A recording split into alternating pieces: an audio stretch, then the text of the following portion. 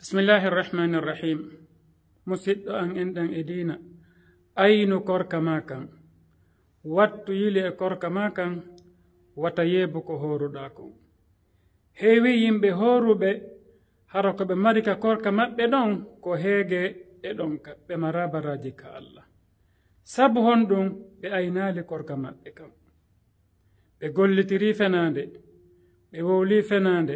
ɓe waɗi piiji moƴƴi piiji bonɗi e nder korka maɓɓe kam ɗum ɗo yeeba e korka ma kan bonna e korka ma kan nelaɗo meɗen maki alayhi salatu wassalam من لم يدع قول الزور والعمل به فليس لله حاجة في أن يدع طعامه وشرابه بماكي مؤجال وولغل فناندي قلرغل فناندي ألا لندو وودون وهمباكا وهاجاكا ولوباكا إكو أجودا نيامغل ما يرغلكو نكو تنبري مانو نلا ماكي عليه الصلاة والسلام heewi aadenjo horuɗo ko mari e korka makko kan ko heege e ɗonka Allah danne ɗum aw aynen korka meɗen kan wattane yili e makka yo gite ɗen hooru ta ndaaro ko harmi kon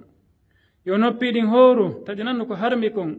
hundu kon hoora hara ko wowlaali ko boni kon wowlaali ko moƴƴa wowlaali ko harmi kon ayna tere maɗa ɗen korka maɗa kan ka sella Allah subhanahu wa ta'ala okkuman joddi muɗum ɗin wata yeɓo korka ma kam wata taw hara ñande horuɗa e ñande a hoora fo mum no fota yo sendodir hande himo hoori ɗum nelaɗo maki si goɗɗo yennima heɗa hoori innu inni sa'im min miɗo hoori si goɗɗo inni koyo on piiru koyo yennidiri koyo on sonkidu innumo inni sa'imun min miɗo hoori mi wattaɗi peeji bonɗi ɗum awa haray wata waɗu ñande horuɗa e ñande a hoora eno fota. Wassalamu aleykum wa rahmatullahi wa barakatuh.